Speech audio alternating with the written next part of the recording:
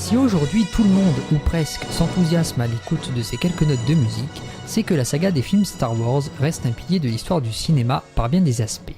Aussi bien adulé que décrié, l'univers intergalactique de son créateur ne cesse de déchaîner les passions à travers les âges et les générations.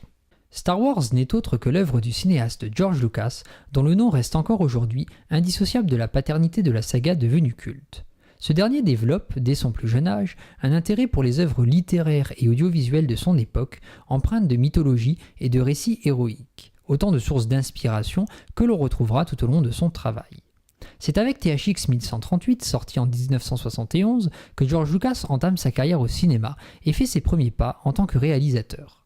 Fort du succès d'American Graffiti, sorti en 1973, le jeune cinéaste obtient de la 20th Century Fox le financement de son prochain film, un projet de science-fiction ambitieux de sa propre invention, Star Wars. À partir de 1973, Lucas commence à travailler sur une ébauche de son projet de space opéra, initialement intitulé The Star Wars. Après plusieurs ébauches et traitements, le projet prend forme les années suivantes. George Lucas s'appuie sur des artistes de talent, tel l'illustrateur Ralph McQuarrie, qui sera à l'origine des principaux visuels de la saga. Après de multiples réécritures, et alors que la production est sur le point de commencer, la 20th Century Fox ne croit toujours pas au projet. Les négociations s'éternisent, mais Lucas parvient à obtenir des droits sur les suites, licences et produits dérivés. Vaste chantier de compromis, le début du tournage s'avère particulièrement difficile et éprouvant pour le jeune réalisateur. Quelques mois seulement avant la sortie officielle, l'équipe du film travaille d'arrache-pied pour terminer les effets visuels à temps. Soucieux, George Lucas espère que les bénéfices de Star Wars lui permettront au moins de rentrer dans ses frais de production.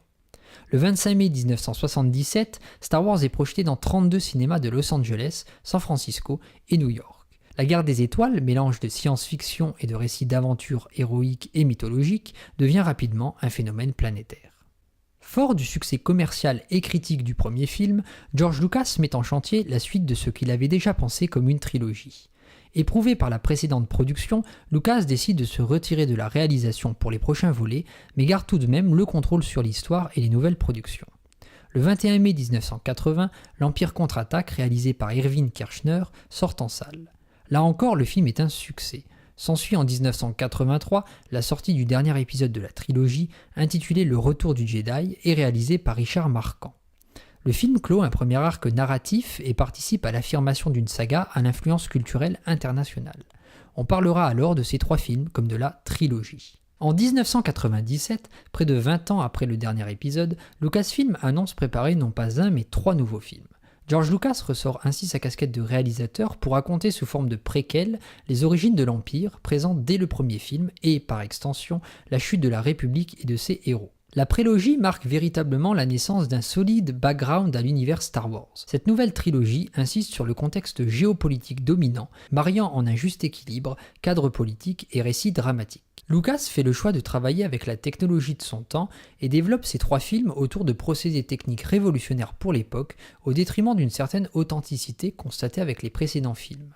Les fans accueillent assez mal ce changement essentiellement visuel, aux effets spéciaux numérisés et à la réalisation souvent jugée imparfaite.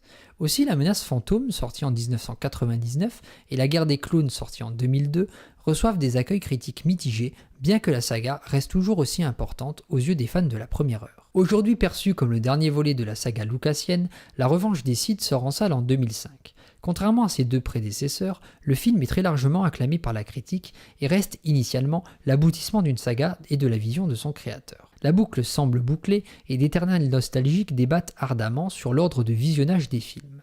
Tandis que certains préfèrent un visionnage par ordre chronologique de l'histoire, c'est-à-dire de l'épisode 1 à 6, aux dépens de l'ordre de sortie des films, d'autres en revanche préconisent un visionnage non linéaire dans le temps de l'histoire, débutant par l'épisode 4, soit le premier film, et se terminant par l'épisode 3. Mais fin octobre 2012, à la surprise générale d'un très grand nombre de fans, Robert Iger, PDG de l'Empire Disney, annonce le rachat de Lucasfilm pour la somme de 4,05 milliards de dollars. Une nouvelle trilogie est dès lors annoncée et l'emballement médiatique est à son comble. Le 18 décembre 2015, l'épisode 7, intitulé Le Réveil de la Force, sort dans les salles obscures et raconte la suite des événements de l'épisode 6, près de 30 ans après le retour du Jedi. 2 autres films doivent venir compléter cette nouvelle trilogie, dont les sorties sont respectivement programmées pour 2017 et 2019. On parle alors de postologie. À l'image du Marvel Cinematic Universe, les studios Disney ont pour politique de créer un véritable Star Wars Cinematic Universe, avec notamment la mise en chantier de plusieurs films spin-off, sous-titrés A Star Wars Story. Rogue One, premier du genre, raconte l'histoire du vol des plans de l'Étoile de la Mort à la veille de l'épisode 4. Devrait s'en suivre dès 2018 une série d'autres films, dont un sur la jeunesse de Han Solo, ainsi que d'autres projets gardés secrets. Peu de temps après la sortie des premiers films de la saga, l'univers de la Guerre des Étoiles s'étend bien au-delà du grand écran et conquiert des supports divers et variés, allant des comics aux jeux vidéo. C'est en littérature que la saga continue par le biais de différents auteurs qui ne cessent d'inventer des suites non officielles aux aventures de Luke, Leia, Han Solo et j'en passe. Cette pratique s'inscrit dans le souhait toujours réitéré par un grand nombre de fans de faire perdurer la licence Star Wars par-delà la frontière des films. On parle alors d'univers étendu. Conséquence principale du rachat de Lucasfilm par Disney, la firme aux grandes oreilles ne peut, pour des raisons essentiellement pratiques, considérer l'univers étendu, lui-même jugé non officiel par Lucas, comme faisant partie intégrante du canon. Aussi, la compagnie annonce rapidement son intention de ne reconnaître comme officiel que les principaux films de la saga. En parallèle, un nouvel univers étendu, cette fois reconnu par Disney, est mis en chantier, intégrant différents supports de diffusion tels que séries télé, comics ou encore romans. L'ancien univers étendu, quant à lui, est relégué au statut d'univers dit Legend. Si la saga est aujourd'hui dotée d'une renommée internationale, d'un ancrage sans précédent dans la culture populaire et jouit encore de nos jours d'un intérêt important auprès de plusieurs générations, Star Wars reste avant tout l'œuvre d'une époque et surtout d'une vision. J'ai voulu faire un film pour les jeunes qui donnerait au monde contemporain une mythologie forte, déclara George Lucas. Et après tout, si le mythe traverse aussi bien les âges, c'est qu'il s'est passé il y a bien longtemps, dans une galaxie lointaine, très lointaine.